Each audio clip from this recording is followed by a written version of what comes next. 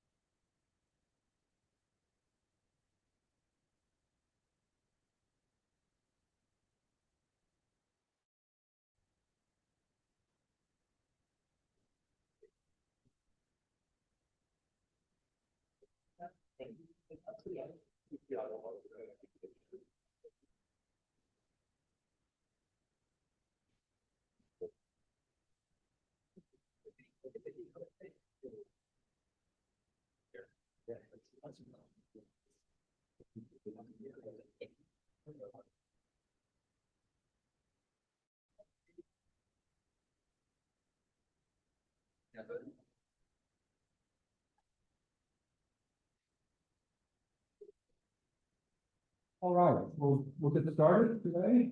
So it's my complete pleasure to welcome our speaker today, Professor Stephen Cowley, also known as Sir Stephen Cowley. And we go on and on about that, but we're celebrating today, and we started this annual Hofstadter Memorial Lecture that Stephen Cowley gave last night, celebrating the career of and contributions of Robert Hofstadter to not physics, but also science more generally. And I think you all maybe are familiar with the history of Robert Hofstadter, but he was a distinguished member of his faculty at Stanford for many years. And some of us had the good fortune to meet him and interact when I was a much younger student. And Bob shut me off in a direction that I'm still pursuing. I was going in a somewhat different direction, and Bob maybe one day I was postdoc and said, "We should do something different." And then he led me off into higher programmer after. So that, but anyway, we wanted to great. So today, Cowley, who is a theoretical physicist, even though he works on real world problems, particularly fusion energy, but he's also made many contributions to astrophysics and other areas. And so he is currently the director of the Princeton Plasma Physics Laboratory, which is a DOE national laboratory, devoted to studying the challenges around, which he talked about in a wonderful lecture last evening. And today, he's going to speak about some of the real world problems involving plasma and instabilities that can occur. You better understand this before you spend $25 billion or more building a fusion, magnetic fusion reactors. And so he's going to tell us about that. And his lecture is on the stability. When do plasmas explode? Thank you very much. Can you hear me? Yes. Good, good. Thank you so much for inviting me here. It was an incredible honor to give the Hofstadter lecture last night. And after the lecture, I got an email from Robert's daughter, Laura, who pointed out that Robert consulted for KMS fusion companies. It was a laser fusion company out of Michigan, I think. And I hate to say, but I don't know much about that work. But I should have studied up on it before I gave the lecture last night. Incredible honor to be here. I'm going to talk about why do plasmas explode. This is one of those embarrassing things that, you know, we always work on whatever we did for our PhD for the rest of our life. And I started thinking about this problem in about 1985, just as I was finishing my PhD. I've worked on it off and on ever since. And as a lab director, I don't get much time to do a theory anymore, but Saturdays my wife paints and I do algebra. It's pretty bad algebra now, but it's nothing more satisfying. I was quoted once in the newspaper saying, algebra for physics is more fun than Sudoku, and it in fact is.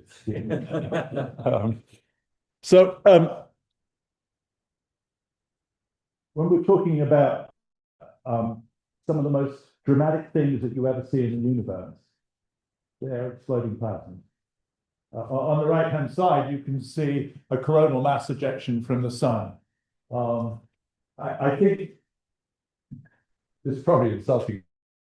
I think it's safe to say we don't really understand coronal mass ejections in detail. We understand some of the aspects of it, a conversion of a lot of magnetic energy into a lot of eruption and heating of plasma, but we don't understand them in detail. And one of the things that's remarkable about this is how quietly things can be for an awful long time, and then some just explode. There's no kind of precursor, there's almost nothing, and nothing happens, and then the thing just goes like the blazes. And unfortunately, in confined plasmas, the ones that we want for fusion, we get similar kind of dynamics. We get this on the left-hand side. I use this image because it's so pretty, but this is actually a machine that we had at Cowley Laboratory in the UK where I used to work. And this is what's called an edge localized mode. And it's eruption from the surface of the plasma that strike the wall and light up bits of the wall. In fusion scale plasmas, these things would be 10, 20 megajoules of energy. As I would say, a megajoule is about a hand grenade or a candy bar. You just consume the candy bar rather slower than the hand grenade. You know, 10 or 20 of them erupting from the surface of the plasma every period, or suddenly every now and again, you can cause an awful lot of damage to your walls very rapidly, and the lifetime of your reactor will be slowed down tremendously. So this is a very, very important problem, and unfortunately, seems to interact with the problem I talked about last night, is that all of our plasmas have bubbling turbulence in them, and that turbulence causes the loss of heat. And that turbulence is something that we'd like to minimize. But when we do minimize, it seems like, right, we get, instead of getting turbulence, we get periodic eruptions that carry a lot of energy in each eruption. So it may be less average heat flux, but unfortunately the heat flux is coming out in these great bursts of plasma energy that strike the wall, erode bits of your tungsten, etc. in the wall. And the story of instability, I like to start with a little bit of history in pretty much everything I do. Here is one of those edge localized modes. I flipped it from the one on the front. There's actually a filament coming in front of there's a column down the middle with a 5 megaamps of current going up it. And that filament that crosses in front of us is one of the filaments, and it's very close to the camera, so it looks quite thick, but it's not very thick. It's only a few centimeters across, that filament. But there's about 13 of them going around and you can see the filaments on the back side there, following the magnetic field lines on the back side of the device on that. These are called edge localized modes, and the best performance that we get out of all tokamaks, like ITER is going to be, like Spark is going to be at Commonwealth Fusion Systems, like the Chinese are building, like we have at General Atomics. The best performance happens when you have these things going off periodically. Yeah, again, some kind of stability limit. But what's interesting is when the instability goes off, it doesn't just sort of slip into another state. It blows off the edge of the plasma and then it waits to recover. And then it blows off the edge of the plasma and then it waits to recover, right?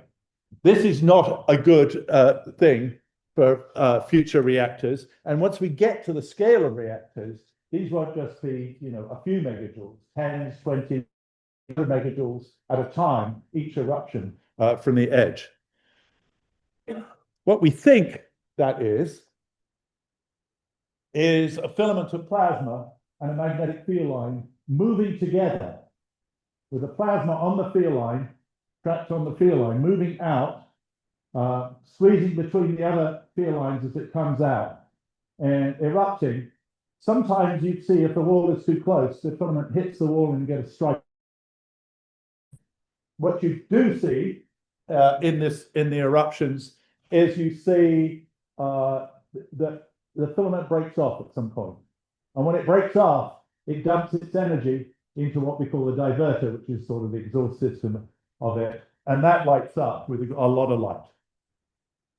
And the most characteristic frequency of it is these bursts that last about 50 microseconds of it's quite a fast time scale in these plasmas. It's about the time scale, for those who know some plasma physics, for an Alfvén wave to travel around the device about 3 times.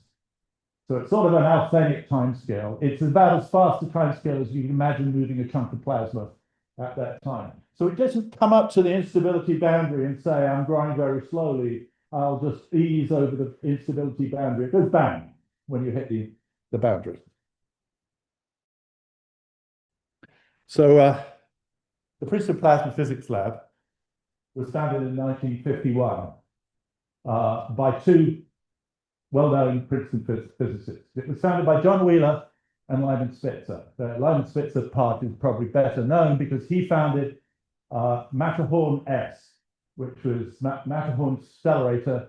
This was the project to develop a controlled fusion device to make electrons. John Wheeler founded a group to do work on the bomb at the time, and that was Matterhorn B for bomb. It was deeply coded, obviously, very secret. And Wheeler's work finished in about 54, and they closed that side of the lab at that time. And at that time, everybody was thinking about, how we could have field, hold the plasma and hold it in place and confine it, etc. And Edward Teller, of course, had done some work on magnetohydrodynamics. In fact, some of the earliest work on magnetohydrodynamic shocks in the late 1940s, before he went back to Los Alamos and then to Livermore. And so at this time, everybody was thinking about this, and Spitzer had come up with his early idea. They had classified meetings in various places around the country, famously in a Berkeley movie house. They closed up a Berkeley movie house and had a classified meeting about controlled fusion in 56, I think. But in 1954, they had one at Princeton in October in the Gun Club, which used to be quite close to the lab, having a lab doing nuclear things. It sounds a little iffy, but anyway, we're still clearing up the lead that's in the ground around the Gun Club. They had this classified meeting at that time, and Teller came to the meeting, and instability had been such an important part of understanding the dynamics in a bomb. The Rayleigh-Taylor instability, Rich-Meyer, all these kind of instabilities had a big part, and Teller would have understood these things. And they were thinking about confining plasmas in those days in magnetic mirrors. And so the plasma would be some blob in the middle, and it'd be surrounded by magnetic field lines. So the tension in those magnetic field lines would be pulling in on the blob. And the forces on plasma in the magnetohydrodynamic approximation are the gradient of the pressure, right? The gradient of the magnetic field squared, units, which I really disapprove of, but anyway, b squared over 2 mu naught, right? Because I forgot the mu naught on the next term. This is the curvature force. This is the force that means you don't want to bend the magnetic field lines, they want to straighten themselves out. And one way that you might be confining your plasma is that curvature force is pushing in against the plasma pressure that's pushing outwards. And you would have thought you're going to confine a plasma, that's better.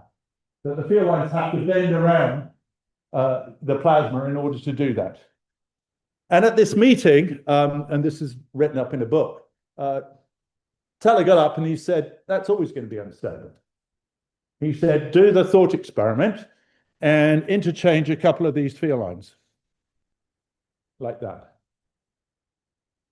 And the field line here in the middle, because more plasma pressure on it, will have a less magnetic field. And so when we interchange the field lines, they will be unstable if they're in this configuration. I'll come back to this and I'll explain the physics of it later on. I'm going to make the point more about the history at this time. So this is called the interchange instability. And it's 1954, and Spitzer is now freaking out because the fission reactor was this figure-of-8 device up there. This is from Spitzer's original proposal to the Atomic Energy Commission in 1951 for a figure-8 accelerator. And indeed, the field lines in this device curl around the plasma and they bend over the plasma, just in the shape that Doug said it would be unstable. And so this was the quandary coming out of this meeting. I'm told that they 6 months later they got on a train ride, and in those days, if you went from Princeton to come out to the West Coast, of course, you had a several-day train ride, and on the train ride, Spitzer deeply worried that all configurations would be unstable to this interchange drive. He invented the idea of layering the magnetic field with magnetic shear, so that the field lines weren't able to interchange because they were sheared with respect to each other. And to move this field line into that field line meant you had to rotate it and to interchange it, but you couldn't do that at the ends because they were far away from each other, and so that magnetic shear would actually stabilize them. Right? So apparently, according to Tom Sticks, for those who know who Tom Sticks was, who was in the train ride with him, at one point sort of threw up his hands and says, "It's got to be magnetic." Stabilize the interchange by doing magnetic shear. It's a bit like a ball of wool, right? When you wind wool onto a ball, you don't wind it all in the same direction. Your grandmother gets angry with you, right? You rotate the ball so that the next piece of wool lies on top of the previous piece of wool and crosses it and holds it down, right? And that's what magnetic shear does for you with the magnetic field lines. It sort of makes that dynamical motion of moving one field line into the other possible, right? And this was there was an interview. So I thought this was funny. I told this story at the 100th anniversary of Spitzer's birth. Right, there was an interview of Spitzer by the historian and journalist Bromberg on the AIP website, and said Bromberg said, for example, in the meeting in October of 1954, there was a very short, very simple paper by Teller abilities. Spitzer says yes.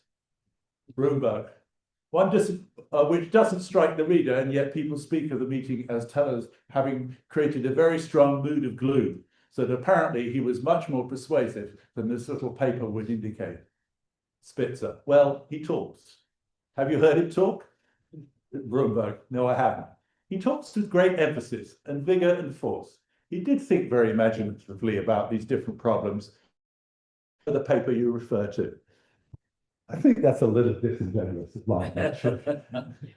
Because at that point, the Princeton group all the theoreticians had to work on what's called the energy principle, which was to come up with ways of calculating these things in detail for complex magnetic configurations and calculate the linear stability, right? And the principle of the energy principle paper was that if you sat in a well of the if you sat on top of a hill in the energy and you rolled off the hill, you'd be unstable, right? It didn't tell you anything about the nonlinear aspects of the instability, but it did tell you whether you were stable or unstable. And so the whole emphasis of that early few years of the program at Princeton was instability, instability, instability. And my thesis advisor, who arrived in 1954 to the Princeton group at that time, first thing he had to do was calculate and develop this energy principle at that time. So the question I became obsessed with at the end of my thesis was, well, if you cross an instability boundary, your plasma is slowly evolving and it gets just a little unstable. You don't expect anything violent to happen because the growth rate of the instability is very low. It's an awful long time for the growth rate of the instability to actually get very sizable at that time. And what you'd expect is, in a lot of cases, and you get in quite a few cases, a sort of pitchfork bifurcation type of situation, where it just goes from, say, a state that's a cylinder, and it just peaks up into a little bit of a helix, and the more unstable you get, the more the helix grows. Different equilibrium, but some nearby equilibrium. But that's not everything that could happen.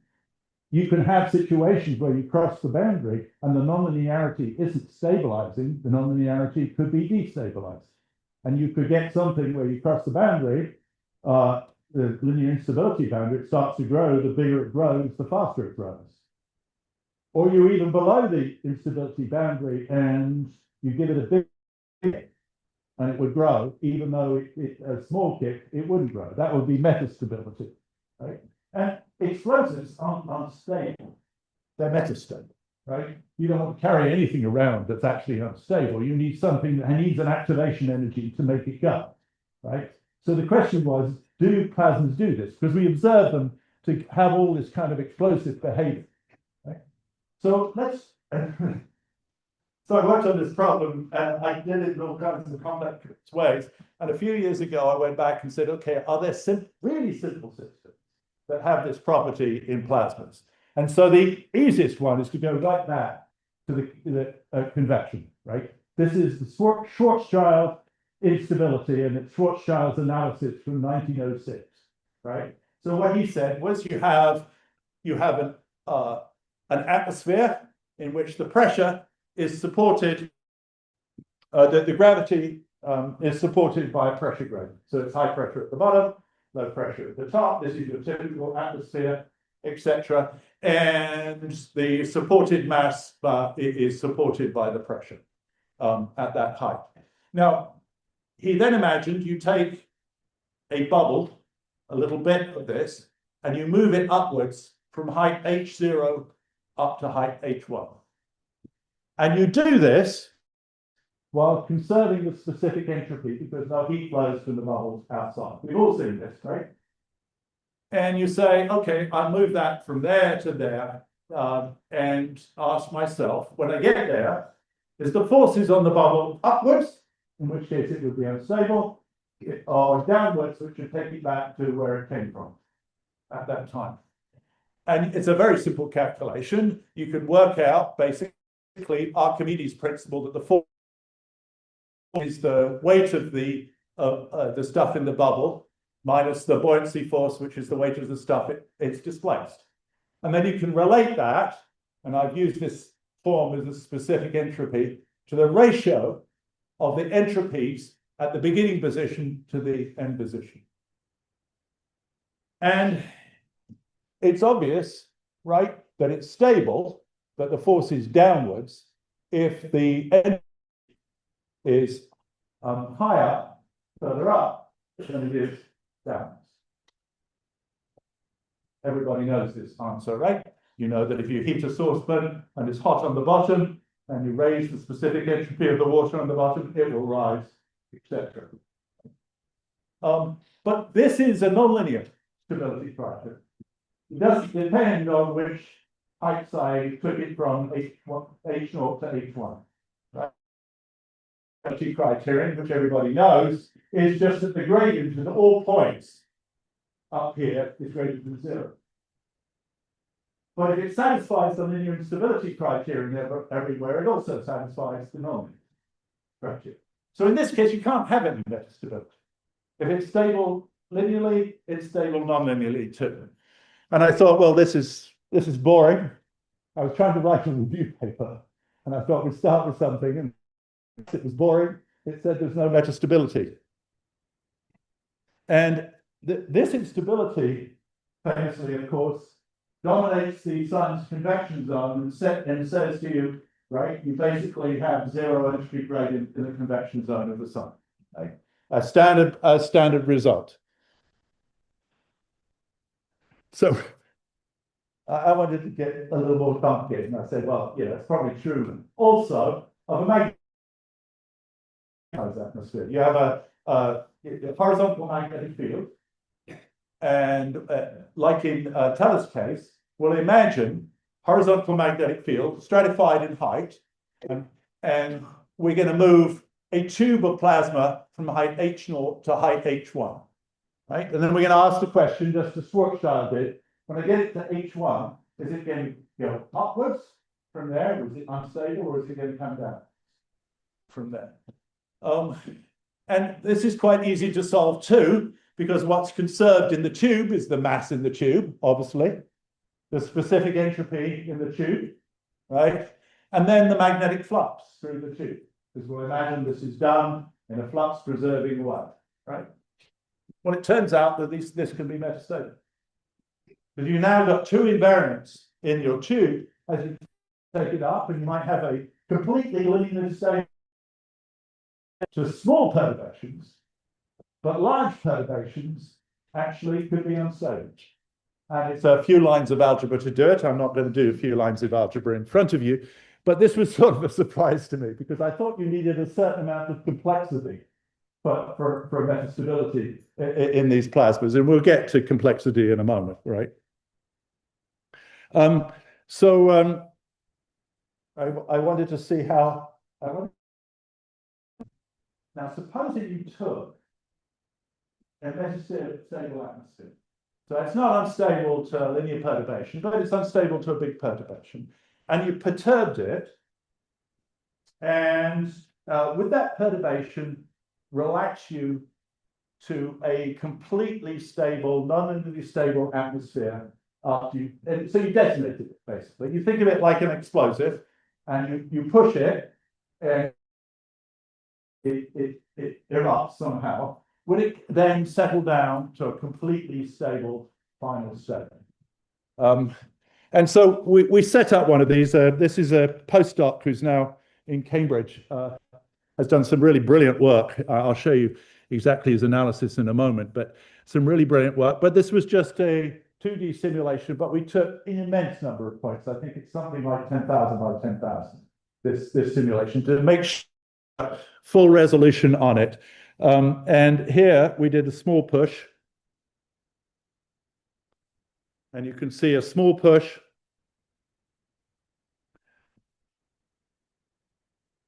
And a bigger push.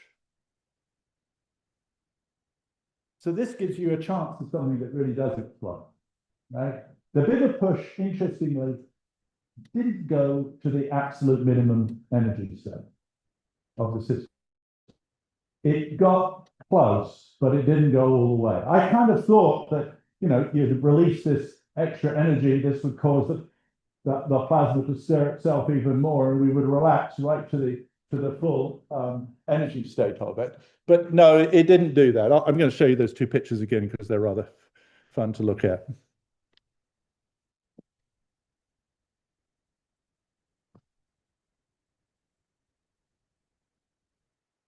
So this problem is actually quite simple enough that you can do a bunch of analysis. So one of the questions is, if I rearrange this atmosphere, what is the lowest energy state that I get from rearranging the atmosphere? So what I do in this case is I imagine chopping this up. Look on the left-hand side. I take the atmosphere, pull it by the supported mass, right? And the supported mass all the way up to the top, right? Inside here. So it's the mass above you, right? And the mass above you, of course, is related to the pressure forces that's pushing up on it. And we can find the energy per unit mass in the equilibrium. There's a simple formula for it. And so we can look at in each slice. And what we do is we chop up all the slices and we rearrange them in any configuration to try and find the minimum energy state. So we take each slice and it has an energy at the beginning, and I move it to another place and it has an energy at the end. And it turns out in this problem that it only matters the energy, the place you started it at and the place you finished at. It doesn't matter what you did to all the other slices. So this is called a linear assignment problem in combinatorics, right? You can actually work out the change of moving, say, I equals 3 to j equals 12, right? You can work out the energy you get from just that swap, right? And then you move them all around and you look at all of that. And we were kind of surprised by the result on this, which was, yes, it relaxed. This was a linearly stable case. It was metastable because there was a lower energy state. And there's an algorithm called the Hungarian algorithm that you can use to find the minimum energy here. It's a sort of a process algorithm, and it's used in all kinds of combinatorics ways. And it's not any, so you can do it in finite time for 1,000 different slices in this case. And so we start with an initial state and look at the initial state on the left. This is, you can see the actual graininess of it is the slices, right? Height up the left-hand side. This is S along here, and we've color-coded the initial height.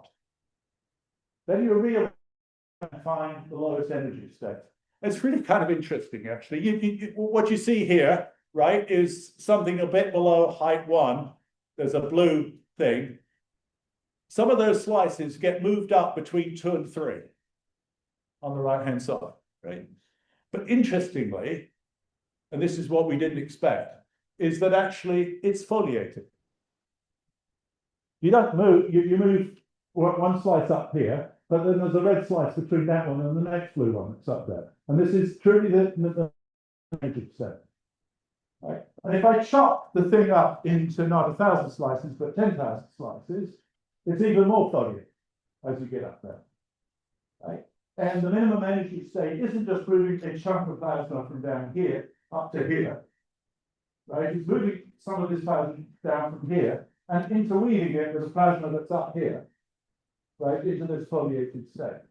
And as you go to finer and finer scale, chopping up your slices, what you find is essentially you're producing a 2D state. You started with a 1D equilibrium, but up there, the minimum energy state, if we went to infinitely thin slices, is in fact at each height, you would share a bit of this bit and a bit of this bit, and you put it at that height, right? So you start with a 1D state and you end up with a 2D state at that time. You can do statistical mechanics on it and look at the excitations about that state, right? And find this. So it's kind of interesting. You can get metastability, and this is the kind of state that you would have in eruptions, maybe from the surface of the sun, right? Because those are gravitationally, magnetically supported systems around the photosphere of the sun, etc. But the problem I really wanted to address was this one, which we've been looking at. And actually started on this problem a long time ago with some of the people that are in the audience. Could we actually understand whether those filaments were metastable in the same sense? That if a filament became unstable to an instability, was it going to just go a little distance, or was it going to erupt plasma outside, hit the wall, dump its energy on the wall? And this was the calculations that we wanted to get done, right? This is the data from a case like that. On the left-hand side, this is the light coming from the plasma. It's D alpha because it's deuterium. And you can see a burst between 0.3 and 0.305. That little spike is the spike of light that lights up at that time. The green, the blue, and the red are times we fire laser into the plasma. This laser crosses into the plasma. We look from the side, and the scattered light gives us the density and the temperature of the plasma as we go across the edge of the plasma. And what you can see here, right, in green, is just after we've had one of those eruptions, you can see the density starting at 0.24 is the edge of the plasma, and going into the plasma, the density peaks out at just over 2, the units on the left-hand side. Then at time blue, it's gone up a bit, and at time red, just before the next eruption, it's gone to the red line right at the top. The temperature hasn't changed very much during that time. But this shows you that after you have this eruption, it's well stable again for a period of time. The density then builds up and it goes bang. And it does it periodically. And instead of having nice turbulence that just oozes heat out to the wall, we're getting a burst of heat and then almost nothing, then a burst of heat and then almost nothing out of this plasma.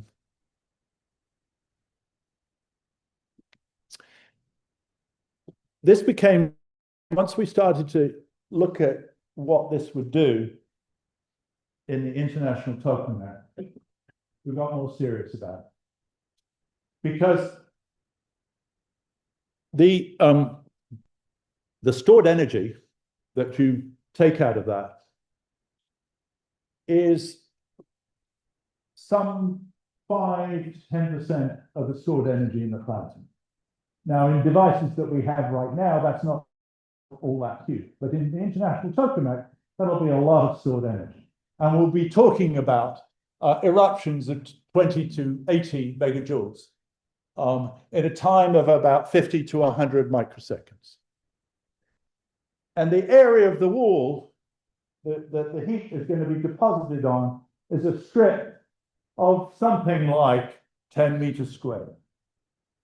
And so you're taking this energy and you're dumping it on the wall. Now, if you dump heat on the wall, is, you know, the surface of the tungsten on the wall will heat up, right? And if you dump it in a short amount of time, right, it doesn't diffuse into the tungsten very far, and the temperature will go up further, right? And you can solve the diffusion equation, and essentially the figure of merit, the temperature on the wall is proportional to the energy you dump on the wall, divided by the area you put it on, divided by the time scale you do it, square root of the time scale, right? And as long as that's sort of less than 45 megajoules per meter squared seconds to the minus 0.5, you're kind of okay. You won't be melting your tungsten. But if you look at these numbers, you'll see that figure is not 45, but 200 to 800. So every one of those pulses that happens, you know, several times a second will melt sections of your tungsten. You won't be able to, you need to do something about that. This problem will only get worse when we go to higher magnetic fields. So the Commonwealth Fusion are proposing an ITER-type device, but at smaller scale, but much larger magnetic field. The problem there is the stored energy is roughly the same, but the area you put it on has diminished considerably. So what you're doing is every time you have one of these strikes onto the wall at that time. what are the conditions that we get this?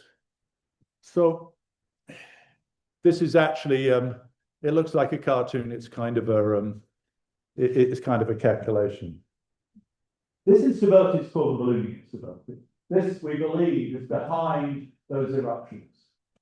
And it's essentially a modification of Teller's original idea. You do have the field lines sheared over the top of each other so that you can't just displace one into the other. What you're going to do, instead of displacing one whole field line into another field line, is take the field line and bend it and push it through, right? And so what you can see in this, let me go back again and you can watch it slide out.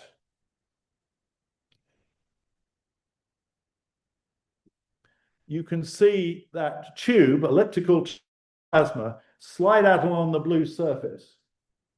The blue surface is everywhere tangent to the magnetic field lines, and the yellow surface is everywhere tangent to the magnetic field lines.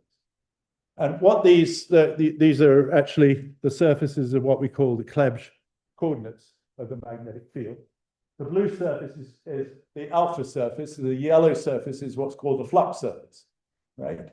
And if I can slide along that blue surface, the field line can come out between the so that's the geometry of what you do, right? And so we can get this drive from what we call the interchange drive by pushing that field line out.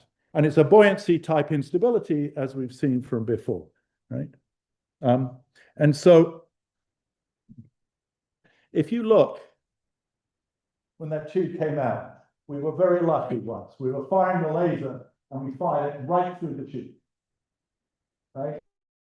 It erupts in less than 50 microseconds. And so you're lucky to actually get your laser to fire exactly when the tube is coming out. But we hit it, right? And if you look in this case, this is density on left. The edge of the plasma is now on the right-hand side. Sorry about that. But what you can see is 0 is the first time. 1, which is red, is the next time. 2, you can see the bulge coming out. It's the green line. You can see that it went through the tube on time 3, right? And that tube contains plasma in it, and it's coming out. And we managed to scatter the laser light right off the tube at that time.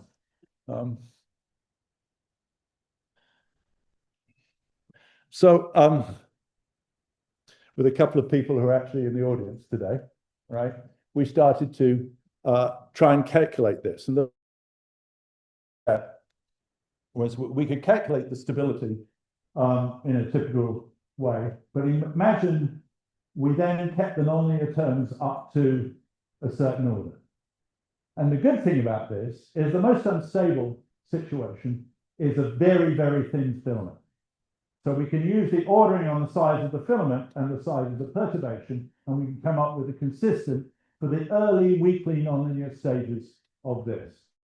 So with the first Mehmet Artan in a slab, and then with Omar in a torus, we calculated what the nonlinear equation for the evolution would be. It doesn't matter. You're not going to follow the algebra right now, but there it is. And we actually did numerical solutions of this and showed that this part here gave us an explosive nonlinearity. And so what happened it's the sign of the coefficient C4. And what happened as we had an instability was that it would accelerate and it get more unstable the larger it got. And that gave the possibility that if it was actually stable, it would be metastable and we could push this thing over. We got a picture of what happens right on the outside. So that's actually a picture from one of our papers, right? Showing that as you do stability, it gets narrower and narrower. And that's because you've got to force this tube out between the other magnetic field lines. And the easiest way to do that is to make it the shape of a knife and slice through the field lines in front of you and move it out that way, right? And what you see here is it's making a jet of plasma with becomes an elliptical tube. And on the right-hand side, you could see the energies of that exploding in this equation. The equation breaks down. at some point, right, this analysis doesn't work. But the important thing we learned from this is that what it's going to do is it's going to produce isolated field tubes. They might start off quite fat, but as they evolve, they get into thin jets coming out of the plasma, just like we see in the experiment, right? It's a narrow slice of plasma that's sliding its way between the field lines to get out, right?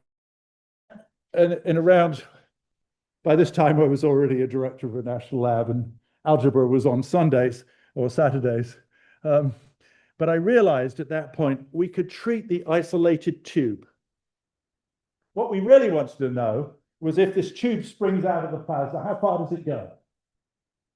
And it goes to another equilibrium state, which is ballooned right out of the plasma. I always like to think of, you got a ball of wool, reached in with a pair of tweezers and pulled one of the pieces of wool from the middle of the ball out, and it's peeled out of the inside and it's poking out of the outside, right? But what we realized was that we could actually solve this. So there's your tube sliding out on that surface to part the magnetic field lines. So this is me drawing now. And inside that tube, the pressure of the inside the tube equalizes along the field line. Just equalizes along the magnetic field line, and that magnetic field line is connected back to the surface that the tube came from. That's called signal. But across that tube, because it's narrow, you've got to have pressure balance. The pressure balances right across, and that pressure balance is the balance of the plasma pressure, P, and the magnetic pressure, B. So plasma pressure plus the magnetic pressure inside the tube is balanced with the plasma pressure and magnetic pressure outside the tube, right? But if the tube is narrow enough, everything outside is unperturbed. Just like in Schwarzschild's analysis, if the bubble is small enough, everything outside is basically unperturbed. But the pressure inside the tube is higher than the pressure outside. So if you do that, right, you will see that the magnetic field is less than the magnetic field outside the tube. That tube actually has weaker magnetic field than the field around it. Now you do the Archimedes argument, and you said, well, now let's calculate the force on that tube that's causing it to slide along the blue surface, that I called F perp, right? And that's the curvature force here, B in dot grad B in, and then the gradient of the pressure. But the pressure is the pressure outside the tube. And outside the tube, it's in equilibrium.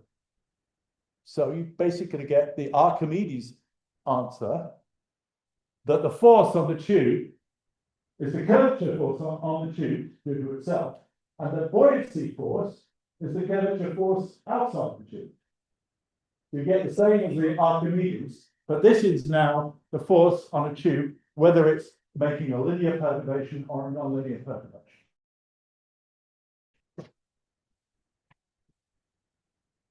And so we coded that up. Because we know everything about, we know the strength of the magnetic field inside the tube. And if we get the shape of the tube, we can actually now just calculate the force on the tube as it slides along that surface. A fully nonlinear case. And what we did is we balanced the force with drag. The actual dynamics of that tube going out is going to be quite complicated. It's going to have aerodynamic drag, it's going to have all kinds of things, but what I really want to know is where does it get to? Does it balloon outside the device and cause the problems that we see, right? And so in this case, we made a small perturbation on the tube. And we took actually, and what you can see is it slides back in again. So this is stable. Actually stable inside that plasma, and to linear perturbation. If we took a bigger perturbation, it did indeed slide out. And in that case, it went outside the bounds of the plasma and poked out the edge, just like we saw in the calculation. This was very gratifying, right?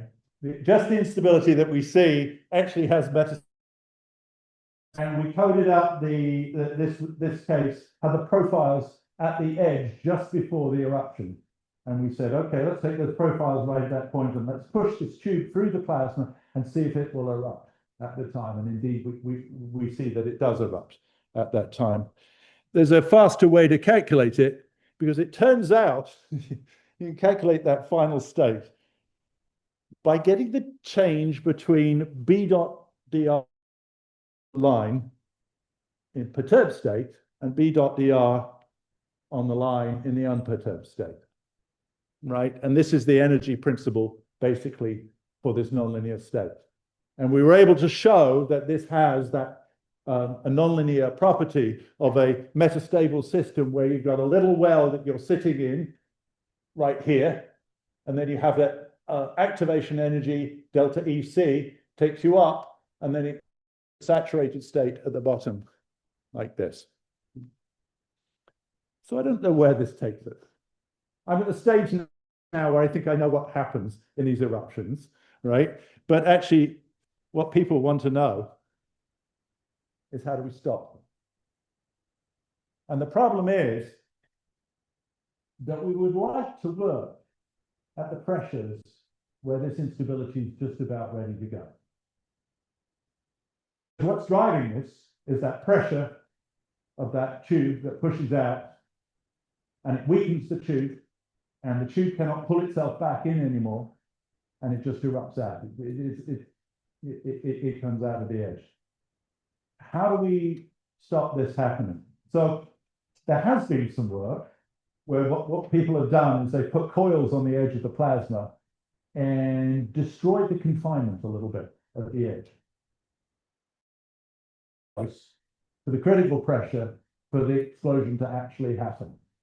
But the problem with that is you just destroyed your confinement in order to, this is what we want. We want confinement at this time. So it's probably a pragmatic solution because eruptions will damage the machine. But it would sure be nice to find a way to stabilize this and not have these metastable eruptions from the edge of the plasma, destroying the confinement enough that we never get close to the instability boundary at that time.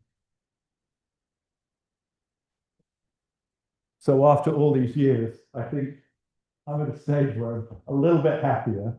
I understand that plasmas can be metastable. I've spent the whole of this lecture really talking about the fusion case. But I do want to also understand this in the astrophysical case, because we see very similar dynamics. You see a very quiescent plasma and then an enormous burst of energy, and it goes quiet again, right? And I think that this kind of metastable dynamics is ubiquitous in plasmas as we see them. We cannot allow this to happen on future generations of machines. And it's in competition to our idea of trying to get better confinement, is we just do not want to have explosive instabilities to go along with it. Avoidance strategy developed. Thank you for your time.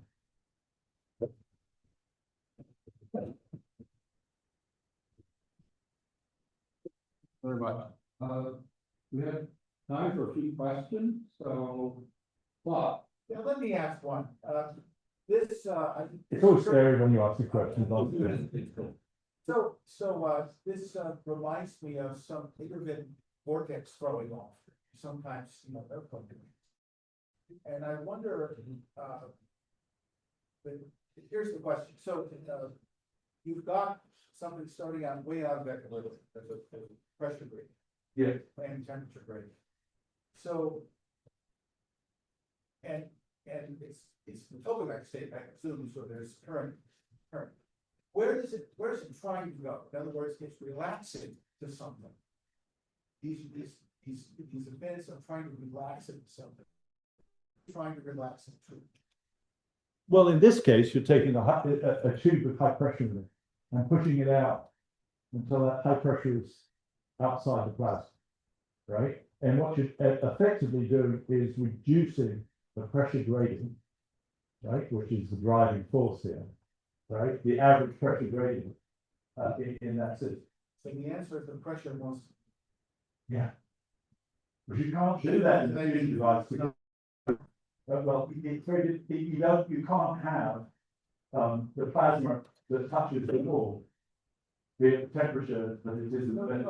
So just imagine, do a thought experiment where there's no wall. And you just dictate and then feel the clear. And then let it go forward. Where does it go to?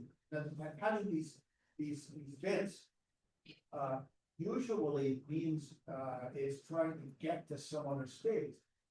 And, that's what I've seen this before. I just wondered if you knew what that was. Well, Let it keep happening. that last calculation was the tube bows out, and when finally the tension in the magnetic field it is enough, and it really comes to another state, right? And that state is the field is very intermittent, because some of the field lines are bowing out. And that we saw, we had 13 different filaments bowed out of the platinum, right? They sit there for a bit, right? Then they dissipate, right? And the dissipation is beyond the model that we have at this time. But then the dissipation dumps the energy from the plasma, the wall lights up, and that's what happens. But ultimately, what you do, the problem is you're confining the pressure. It's out of thermodynamic equilibrium. It would like to have some temperature everywhere.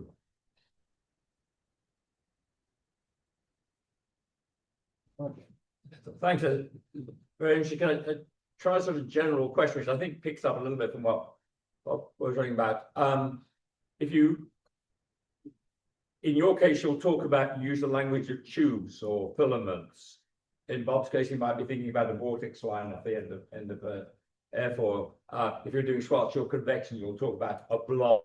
Or if you do a solar physicist, you talk about a coronal loop, and so on. It's a sort of finite size thing in a larger volume, and it can't get too small because all sorts of dissipative things like lambda radii and stuff become important. What determines the size of the tube or the filament or the blob? When you try and think about these sort of Lagrangian type very helpful ways of thinking about these genuine instabilities. Well, that's an interesting thing. The first thing was that what we noticed from the weakly nonlinear case was we would start with a smooth perturbation. Yeah. And in order to get through the field, it would narrow itself into a jet and get through the field that way. And so it tends to narrow itself down until it starts to see the Lama radius type scale, right? So it gets very thin at that time. We did a bunch of analysis actually with another guy called Brian Fong, in which we saw this narrowing down to those scales. But the interesting thing is that you then get these 13 sort of filaments that are well separated from each other. The width of the filament is like this, but the separation is like this, right?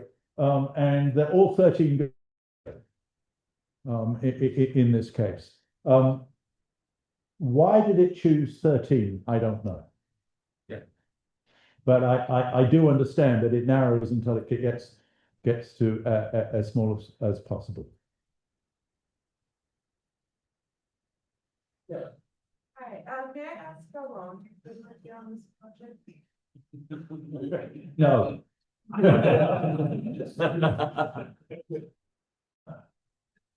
I've been working on aspects of this problem since 1985. And obviously I can't present all the different things that I thought about in this time. But it's nagged at me the whole time. I don't think I'm finished at this time. What we've been hoping is that these would not appear in what we call stellarators, three-dimensional machines. And I think right now, and some data from the German machine that shows indeed the same kind of eruptions happen in stellarators.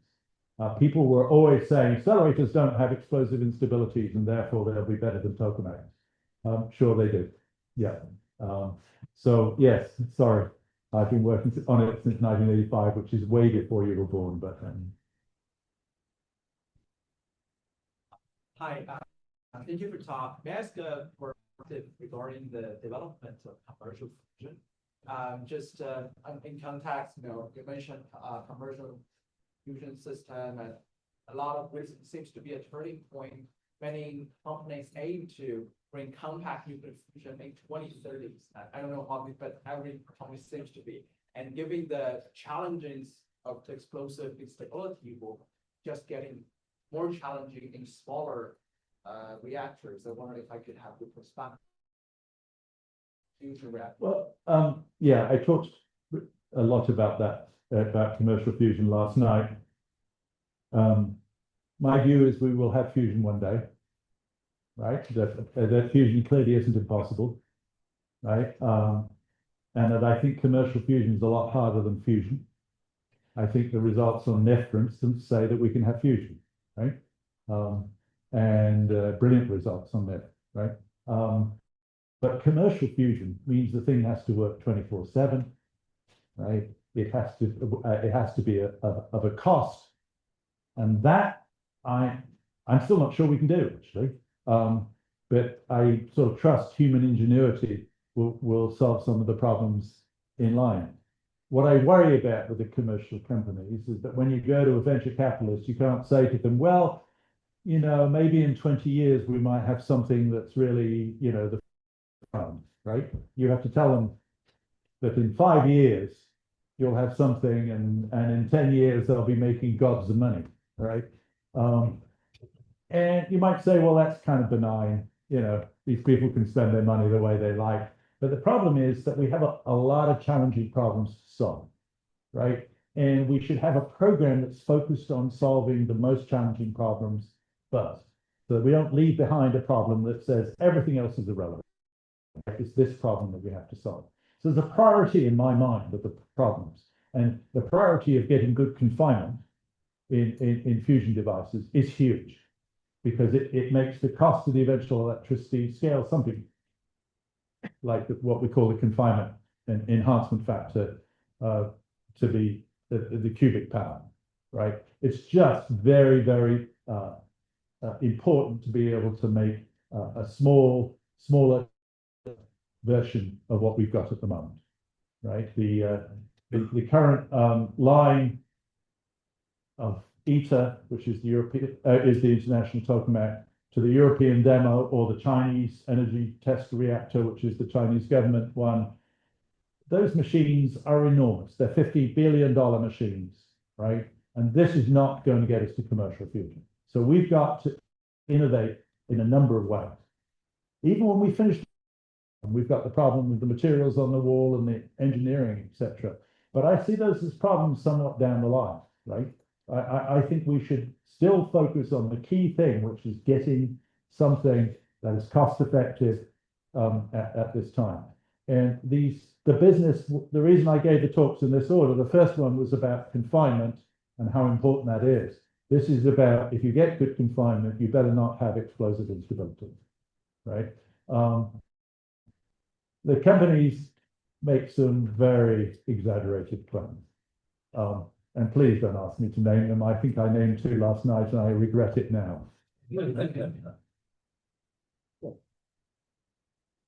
So a parochial question: are better magnets going to be a essential feature of commercial fusion? Our solid cell fusion. Exactly. Yeah. Look, there's been a big push to the fusion company, or at least 2, Tokamak Energy in the UK and Commonwealth Fusion in the US are developing Repco magnets.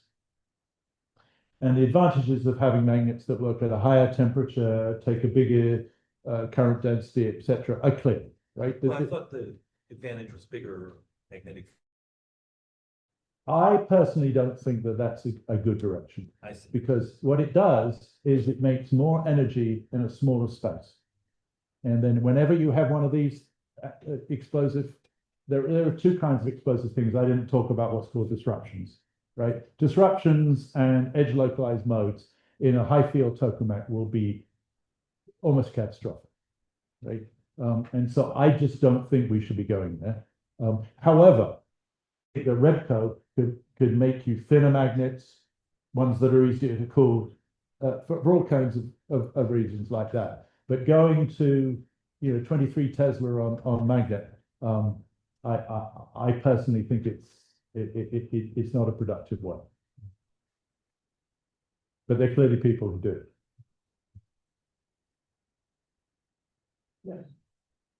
So since these eruptions are fairly periodic, then it takes a little bit more time to get another one.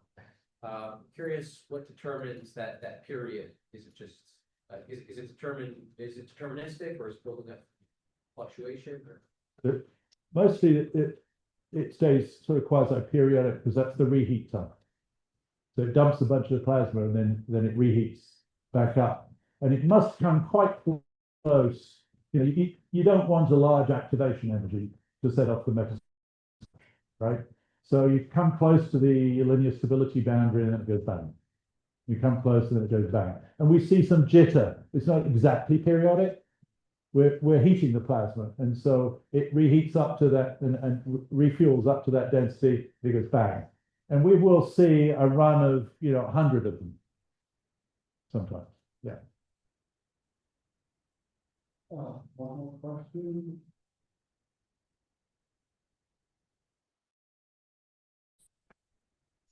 Following up on going beyond the magnets, if the magnets and the hardware are taken aside, what do you think would be the impact of massive compute scale up, like leveraging clusters, like what the space of what Tesla is building, XAI is building, with tens of thousands and eventually up to a million GPU? So I'm not hearing you very well. Do you think that young compute and the current evolution of giant scale compute can make a bigger difference than the evolution of, for example, magnets, high temperature superconducting magnets? You should have come to my talk yesterday, because I finished the talk. That what's happened in my lifetime is that we can now compute with some fidelity what goes on inside the plasma, and we couldn't do that even 5 years ago. In these plasmas, we gyrokinetic simulation. We simulate not the particles themselves, but the ring that they make, a charge that they make around the field line. And we use a lot of tricks to average out different time scales in order to make that happen. And we use the country's biggest computers, right? And at this scale, those are the exascale computers, etc. But what we're doing, and spending a lot of time on now, a lot of the early career people who are really pushing this are doing, is replacing parts of that computation with AI surrogates, right? In order to speed up that we can analyze the configurations that way. At the moment, if we had to fully analyze a configuration, not just the plasmas, but the neutrons and the breeding and all that kind of thing, it would take a good part of a year to get a good calculation. If we could speed that up by a factor of 100, or we might imagine in a few years, we can do a large scale optimization. I think this is going to help fusion tremendously. What I do, I'm getting to be a grumpy old man, but what I do complain a lot about the private companies is that they don't compute anything, right? And we can compute all kinds of things. Let's see how we think your scheme would actually behave. Come to my lab, go to Livermore, and compete for you. Give them some money, and they'll do it, right? And for instance, we're doing it for a few of the private companies, but honestly, guessing your way to fusion when you can actually calculate doesn't seem like a very clever thing. That is a grumpy old man statement. So there you go. Can I ask a quick follow-up? Who then do you think is building the most advanced digital twin, or basically making the best efforts, or maybe on the national lab side as well? I think what projects are at the forefront? none of the private companies, right? They come to us for that kind of work, right? And we sell our services. We're doing a lot in magnetic fusion space. General Atomics is helping us, and Oak Ridge National Lab is helping us. MIT is helping us. And in inertial fusion, Lawrence Livermore Lab is doing a lot of work based on digital twinning, etc. You have to build something eventually, right? And when we calculate most things correctly, but not everything correctly. There's still a role to sort out some parts of the physics there. But it's foolish in this day and age to just be guessing some configuration, as several of the private companies. I was before Senator Manchin's committee years ago, and I said that we're really welcoming private fusion. It's a great thing. It's fantastic. But frankly, some of the companies are bonkers. And he said to me, "Is that a technical term?" And I said, "Yes." We really do know quite a lot, and we can calculate quite a lot, and we could help the companies quite a lot and say, you really don't want to do that. Some people are looking at what's called field reverse configuration. Field reverse configurations are just basically a ring of current, and the ring of current is held from expanding by a magnetic field that causes it to have a hoop force to hold it together. The problem of a ring of current is it's unstable to time, right? And what some of the companies want to compress this ring, and it's fine if it's leaning against the wall so that the eddy currents in the wall stabilize the tilt. But they want to compress this ring of current into the middle. And once it's in the middle, it's away from the wall and it will just tilt. And it will tilt in microseconds, right? Right? And they should come to us and ask us to do it. So if you know anybody, tell them. Okay, well, thank you.